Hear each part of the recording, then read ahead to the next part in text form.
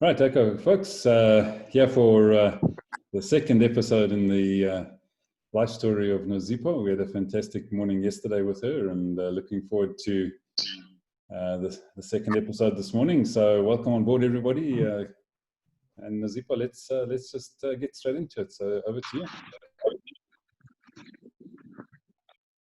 Okay, great. Thanks, Ivan. So we are on season 2 or season 1, episode 2, whichever. I'd ended yesterday at the part where after the book hadn't picked up, and then I decided to approach One Voice South Africa to see if they could get it into schools. And they did, and it went successful. That was beautiful. It's still at schools now, the certain portions of the book which we extracted from the book. What I then did after that is I was introduced to Professor Korodia, who is the founder of MENCOSA, the Management Colleges of South Africa. After being introduced to him, I then realized that he is an academic that's making a lot of money. And I wasn't used to seeing academics making a lot of money. So I approached him and I said, look, I love academia. I love what you do, but I also love that you've been able to make a success out of it. I also want to be in academia and make money. And I asked him to mentor me in that regard. He agreed, but of course he was a very busy person. But what he did is he literally opened up the entire MENCOSA to me to say, I can go in and what he offered me, because he owned both MENCOSA and Regent. So he said, I can go into any one of the campuses, and the best way for me to learn would be to spend time at the campuses. So because I was already running a business at that time, we came to an agreement that I would spend half a month on my business and I'd spend the other half a month at Regent School to get to know exactly what it is they did in there. I did that. There was a lot of fun because I could do what I wanted to do. I also had Regent and I was learning a lot from what I was doing. At about that time, it was good, it was going well, I was winning. At about that time, I joined the Meet My Mile. I went for the first Meet My Mile, and that was exciting. And after I did the first one, I went back again for the second one. I loved it. And what I loved about it is I got to realize that if I just put my mind into it, I'm able to really achieve whatever I wanted to achieve. And, you know, it became a mental game for me. And I loved that because everything was involved around, it was mental. It was the mental training more than anything. And that's why I went back again for the second time. I then met Morse at about that time. And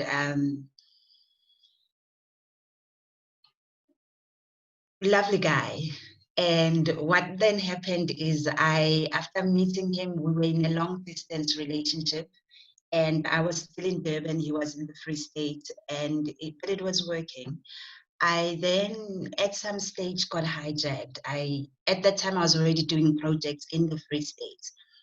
And I remember I just come back from a Free State. It was a Friday afternoon, and I was dropping off my colleague whom I was working with in the Free State. And as I drop her off at her gate, the next thing I hear is, you know, those the cocks for the gun, like when the gun's about to go off. And I look in the rearview mirror, I see 2 guys approaching the car. And like I remember just saying to myself, be calm, be calm, be calm. And they came, and now I've just come back from the Free State. I haven't even been home. So I'm in the booth. I've got a whole lot of learner files there, and this is their work for the entire semester. And I'm thinking, because I brought them to Durban to take them to an assessor, and I'm thinking, if this car goes, it goes with all of this work. So I begged this guy. I said, listen, you can take the car, it's okay, but that's your work. My work is sitting in the booth, and I need all of it. So he was like, it's fine, you've got 30 seconds. So I just rushed to the booth and I just offloaded everything. I offloaded, literally threw everything onto the floor. And then the car drove off and he left with my car. And then the aftershocks came in. About a week later, I went to go get a hired car, and had to take my mother to Newcastle for a service. On our way back from Newcastle, just after Beckville, the car capsized. And, I remember we were on the N3 coming towards Durban. The car capsized and it started going across to the other side of the N3. And, in my mind, I'm thinking the trucks that are going towards Joburg. And my only prayer at that time was, God, I can't be the one to kill my mother. Like, my mother can't die in my hands, because I was with her in the car. Anyway, God being God, we got saved. The car did not get saved. It was a write-off, and it was a hired car.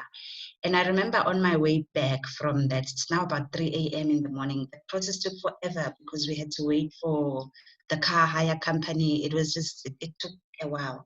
So now it's about 3 a.m. in the morning, and I'm catching a lift with my mother and I in a lift with a tow truck. And the only thing on my mind is that this is enough. I'm leaving KZN. And true to form, I left KZN and went to the Free State. But also there was another incentive for me to be at the Free State because Moss was there.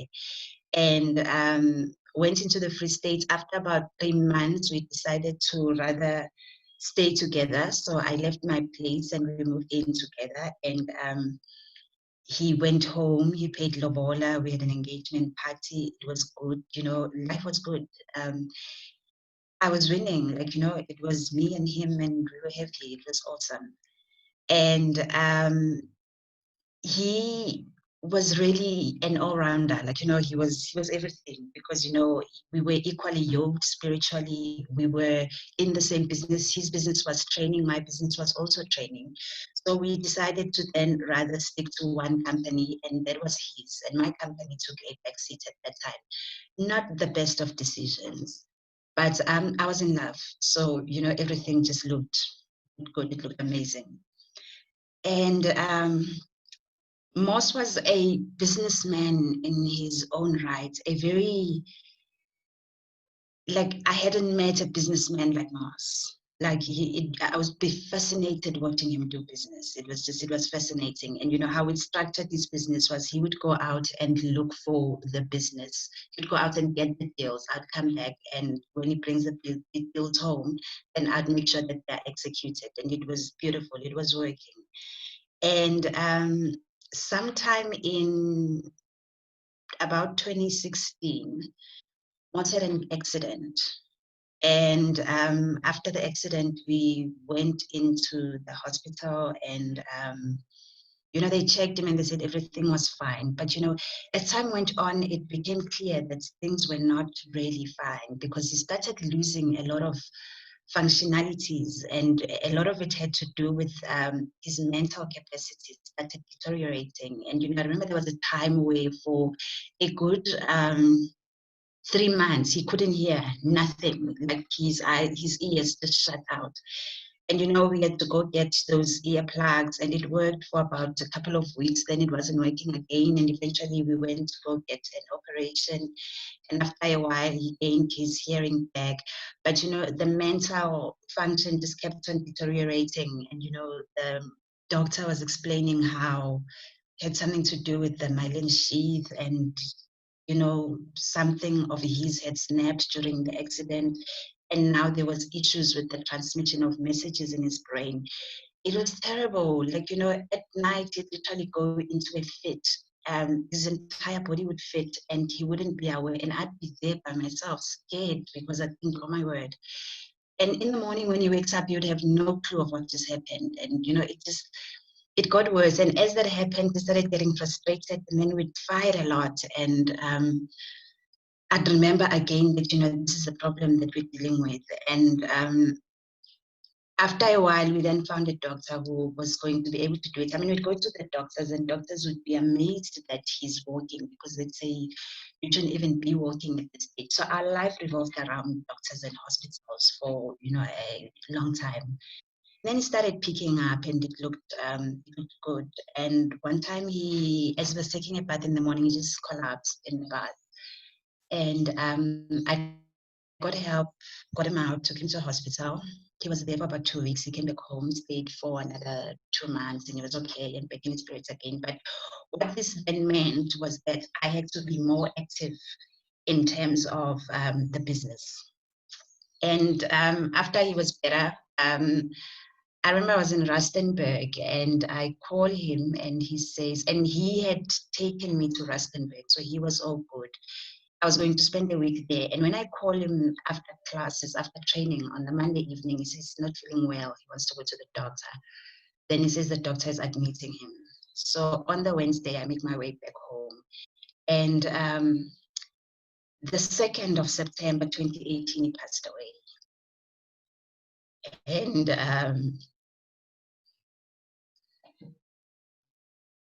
there was a crash. Like, I felt like I had died too. And, they forgot to bury me. And really, really, really, like, that was when I touched rock bottom. And one of the things that really helped me in there was the relationships I had, because within that as well, so while I was sitting trying to make sense of what was happening, my in-laws, they never really liked me, like, at all. Even at the time when I was happy and were at our happiness, they just didn't like me. They had a problem with the fact that their brother was marrying this Zulu woman and they were Sutu, and that to them was a big issue.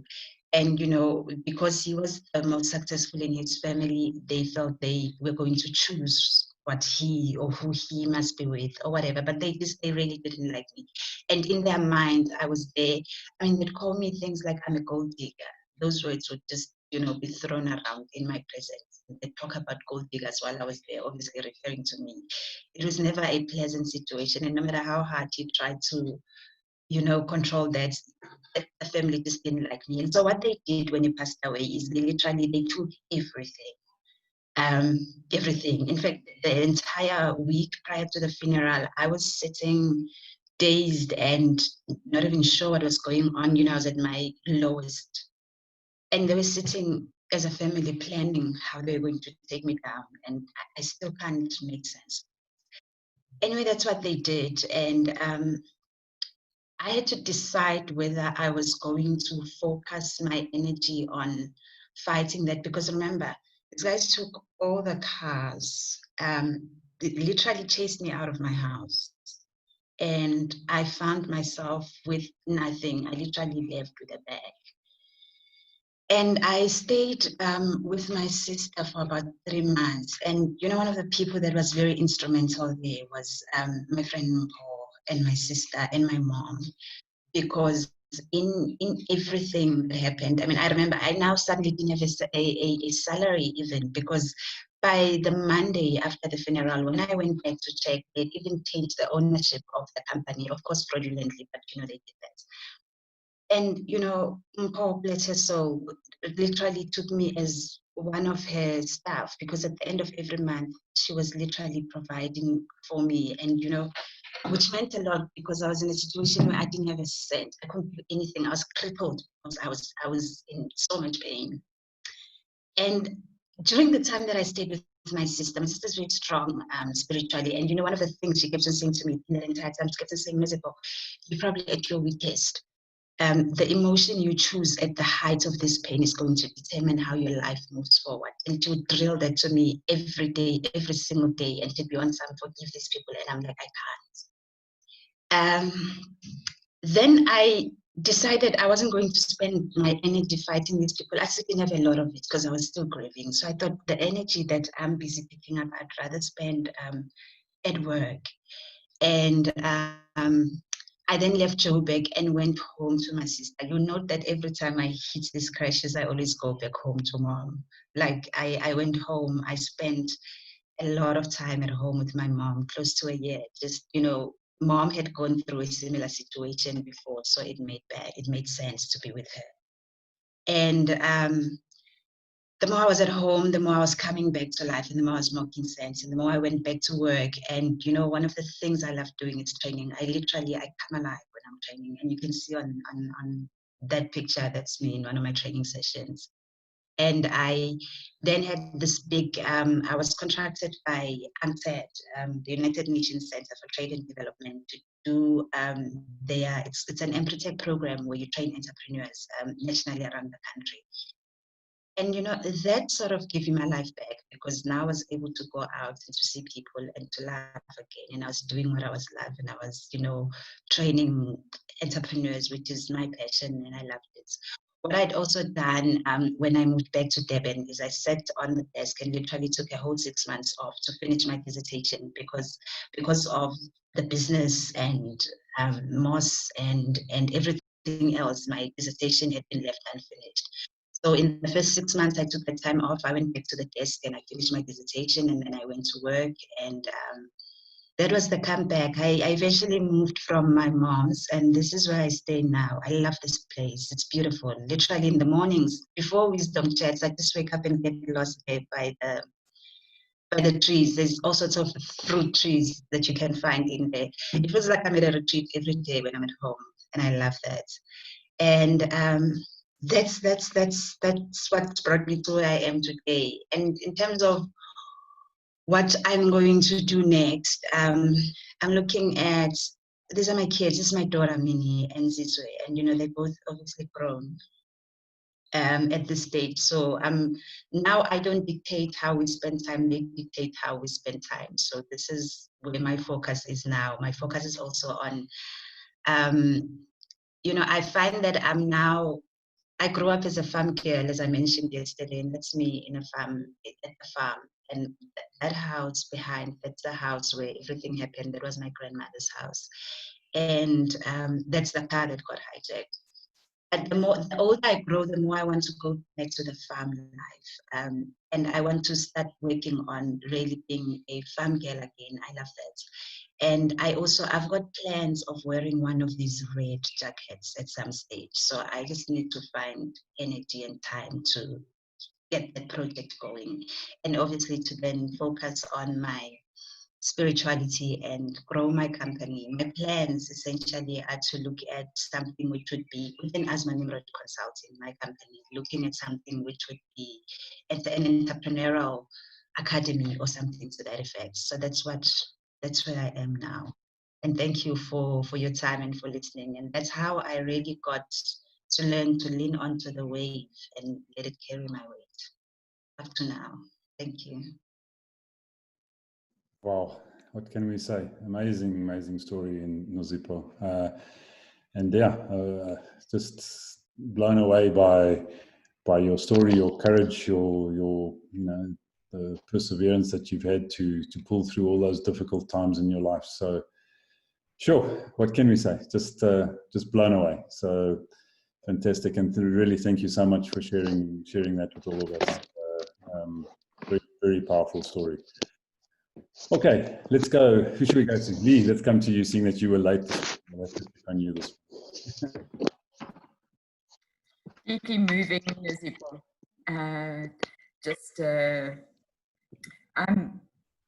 I'm just very moved and touched. So I can't really talk, but I'm just sending you lots of that.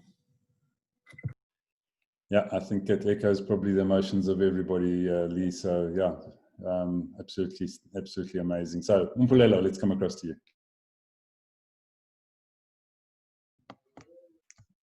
Wow, man, this is absolutely amazing. I think for me, just your sister's words, I couldn't put it any better. To say, you know, when you are at your rock bottom, it probably is the decision made at that time that determines what happens after that. And I think probably that's the best thing that has ever happened to you, is to have a sister who's able to speak those words to your life and to your spirit.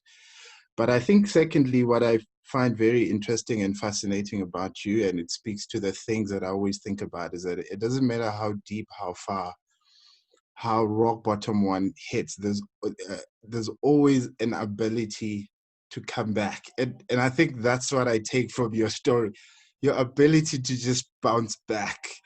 Even those who thought they are taking you down, they will find it amazing that this person is just able to bounce back. And I'm taking that from this. 100%, yeah. Somebody once said to me, it's not bouncing back, it's bouncing forward. And I think that's absolutely what you've been doing. So well done. Jasper, let's go across to you. Wow, I think Mpumelelo has summarized my sense as well. And I think what I find amazing, and the thread that goes through Nozi's story and Mpo and Mpumelelo, and probably, there's, from the stories I can remember, Stella and everybody, life is not fair. And it's going to throw you curveballs. And it's not of your making. And I think the biggest challenge that we have is almost to first make ourselves the Where's victim. my jacket, please? Oh, you can't open it. Okay. Okay. And the challenge we face through when that curveball hit us is to almost blame ourselves for how did I cause this thing to happen. And then it takes a lot of loving care and of people around you to make you realize, listen, you haven't caused this, but it has happened. So how do we deal with this and moving forward? And I think the other thread that I saw in Nozi's handling of the situations is she kept coming back, and she didn't elaborate on that, but I can read between the lines, with no resources and no money and whatever, but she kept coming back to that which she loves. And she said, I love training and I want to finish my degree. So you don't often make decisions based on the immediate money need. You make it based on what is the thing in my spirit right now that I need to now nurture and move it forward. And ultimately, it's the daily decisions and the daily little efforts that and sacrifices we make that finally shape us. So I think that's what I got out of your story, but an amazing story. And I think Trevor will probably remind you as well, but each of you have a book to write, and you've already given us the outline of your book. And I, this is the kind of real life South African stories in a real life South Africa, where other people make decisions that affect us, but how do we bounce back? And these stories are not known. It will never be published in any magazine, in any newspaper, and in any TV, because they don't like this kind of uplifting stories and news. But why don't we just start, our friendly authors club and start writing our stories down and start sharing and circulating our stories? So that's my take on today. Thank you, Nozi. Great, thanks, Jasper. Mpo, let's come across to you.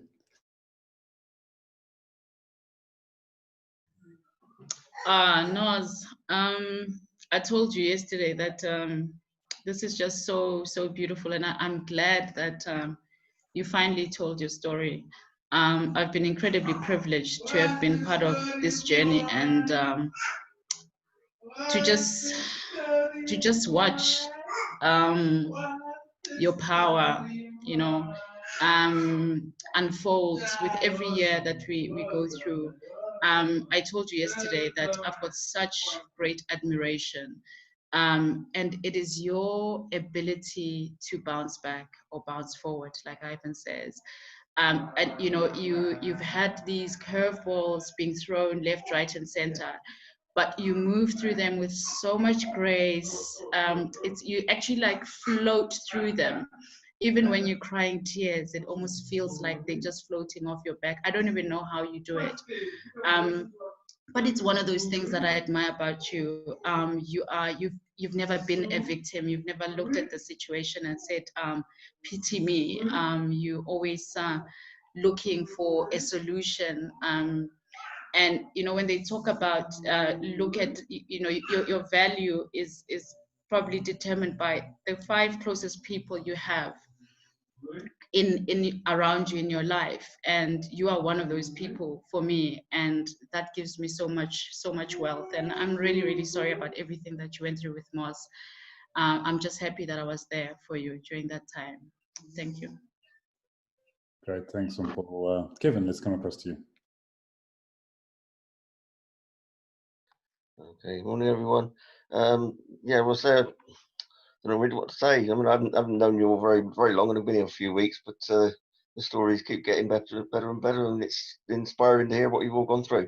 There's a word over here that's coming into the language a bit more regularly at the moment called bounce back ability, and I think that it's certainly present there. You certainly meet that definition. Great, thanks, thanks, Kevin. Sally, let's come across to you. Morning, guys. Nosy, wow. Wow, I am. It's so awe-inspiring for me how people manage to remember in so much detail the things that they've been through, and it's in a way. The way you and Mpo have told your stories, it's just amazing. Nozi, for me, I think the thing that comes out of there is that I am constantly amazed and in awe of the resilience of the human race.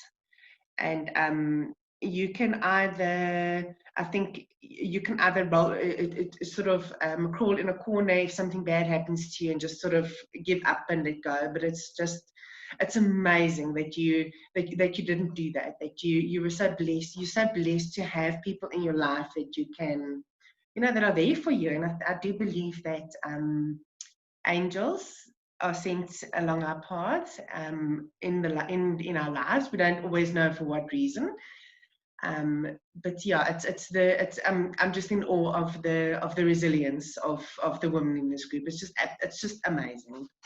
It's just amazing. I'm sorry, and the main. Sorry, guys, and the main. Okay, Sally, you can leave now. We finished. So yeah, don't expect you to come back in a hurry. No, that's fantastic. So well done, Donovan. Let's come across to you.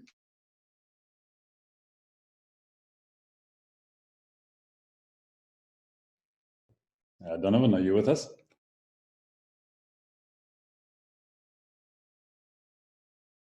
Okay, looks like Donovan's not really. Indaleka, let's come across to you. Your second day. Sure. What are 2 days you've had?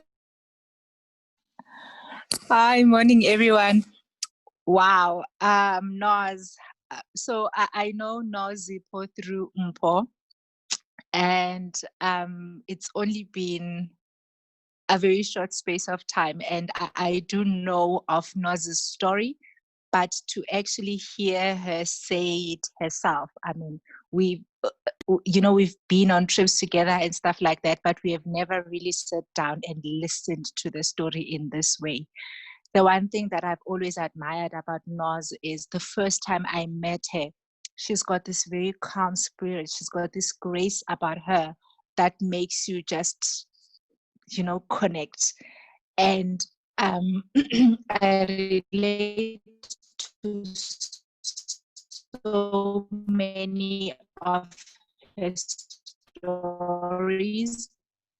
I've gone through to, some amazing power of bouncing forward. It's unreal. She has never, every time when I've listened, I cry all the time when I listen to her story. And every time when she speaks, she has never given me the victim thing. I mean, I sit there and I'm like, how did you do that? Like, how can you come out of something like this? She is such a powerful spirit. And I believe what you do, Noz, the training, you are meant to be there. That is your thing. Your way of teaching. I have learned so much from you just from this short space of time that I've known, because you have that thing about you that says, this is not going to bring me down. So well done to you. I appreciate you so much. Thank you. Great, thanks, Indaleka. See, Donovan's unmuted. Yes, Donovan, we can come across to you now. Okay. Hi, Ivan. I hope you can hear me now. Yeah, just one thing that keeps coming to mind is that you can't judge a book by its cover. I also keep emphasizing it to my children, because you never know the person next to you, in front of you, what their history is all about. Thank you. Great, thanks, thanks, Donovan. Stella, let's come across to you. Morning, everybody. Sorry, I cannot put my camera on today. Noz, I don't know where to start. Your story was amazing, was powerful, was inspiring. And what Umpa just nailed it on the head when she said, you've got so much grace. That is how I see you. You are such a gracefully person.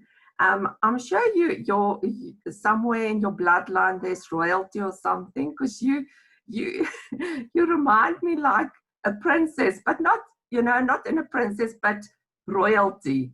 That's how I see you. And thank you for being so vulnerable and so honest with the painful stuff that you've been through. I remember when I told my story, there was a lot of hurt that I didn't feel like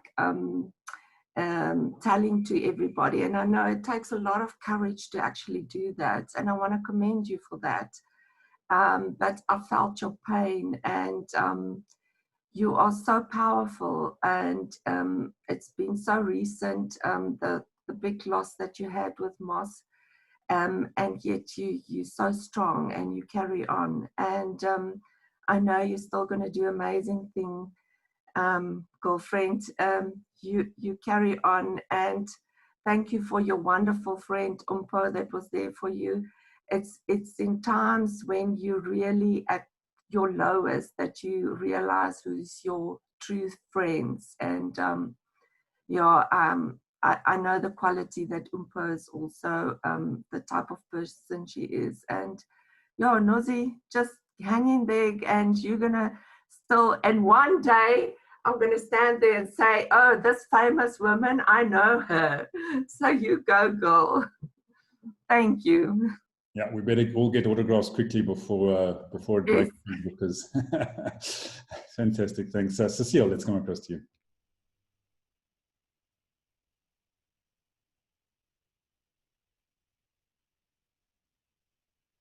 Cecile, are you with us? We're not hearing you, Cecile. Your mic. I'm losing part of the conversation this morning. I don't know why, but I can hear all of you now. Noz, when you were telling the story, it just I got this image of a piece of water and a tennis ball floating on top of it, and then there's someone trying to drag the tennis ball under the water, and as soon as they let go of the tennis ball, it pops up to the top again and it floats at the top. So that's what you reminded me of this tennis ball floating on the wall. No matter how hard people are trying to drag you down, you will always pop up and rise to the top again. Great resilience, girl. Thanks, Cecile. Lovely analogy there. To me, yeah, you obviously missed the first part, but you've heard the second part, so I'd love to hear your thoughts on what you've heard so far.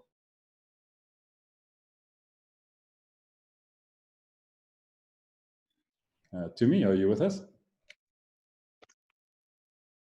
Hi, everybody. Good morning. Just a pleasure and an honor to be here and to hear this incredibly amazing story. Noz, thank you for touching me. And,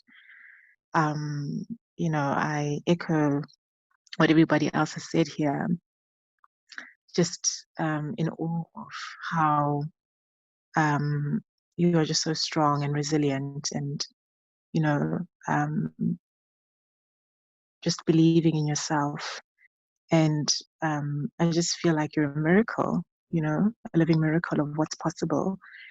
And I love you, and I love you a lot. And I see you, and I'm just so grateful that you're here today to tell your story. And I'm just really deeply touched by everything that you shared today. Thank you so much for your vulnerability and, just showing us all the facets of who you are. And I just want to encourage you to continue to just really unleash your power, and don't ever let anyone even diminish your power for anything, because the world needs that power, and the world needs everything that you are. You're beautiful. You are just such a light for all of us. And thank you so much for your story today. I'm really, really touched by it. Thank you. Great, thanks to me. Trevor, let's come across to you. So Nozipho, I echo every sentiment expressed here. What a fantastic story. You can see the title that I've stolen from Ivan and claimed it as yours, Bouncing Forward by Nozipho. Could be a title of the book. But I'd also like to say, without diminishing your incredible story, that I agree with the other girls on this forum here, like Kevin and Ivan and Jasper and Mpumelelo and Donovan. Us girls have all got to stick together because we all have similar stories. And I think what has been so amazing for me over this journey since the beginning of lockdown is the depth of the stories. There is a commonality in the strife and the thriving of individual humans that we've never met before, that are coming out here, that you have to, when you walk out of your door, when we're allowed to, when you walk out of your door and you pass 1,000 people, there are 1,000 Nozipho stories that we're walking past. And that just gives you such new respect for who we are as a human race, as far as I'm concerned. Very exciting stuff.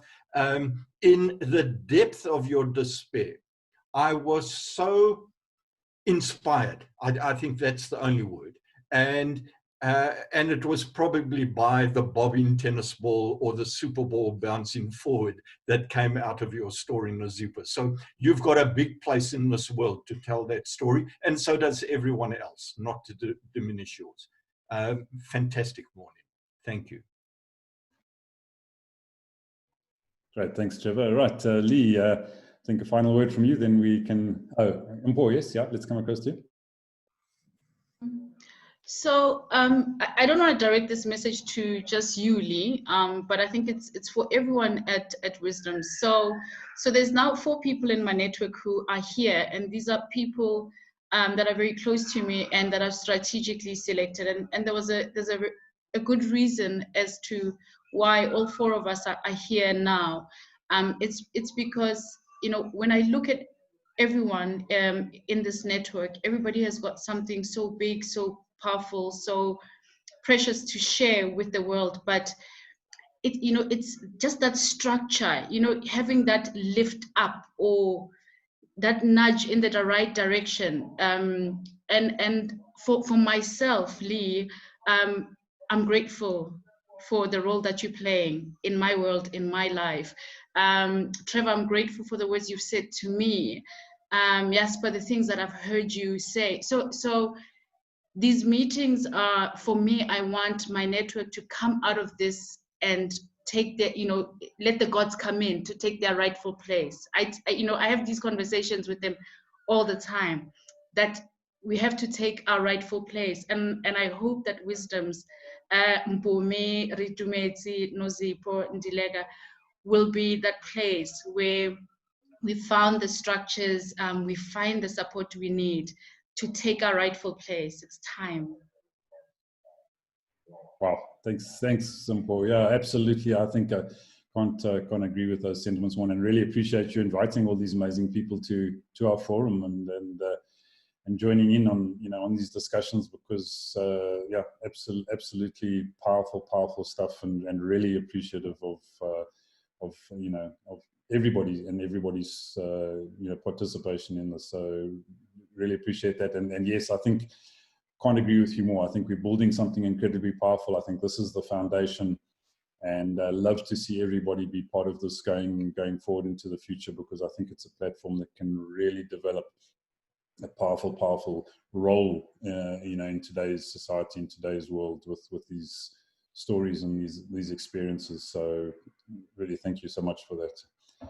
Okay, Lee, back to you, and let's wrap up and see what's in store for us tomorrow.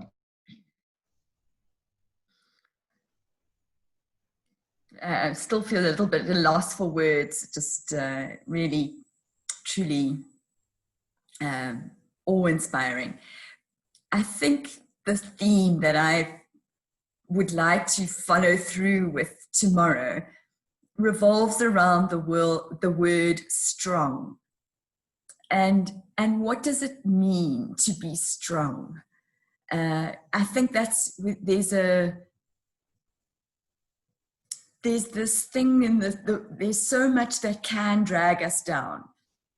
And what is it that actually keeps us strong? And what does strong feel like? What does it look like? And what does it take?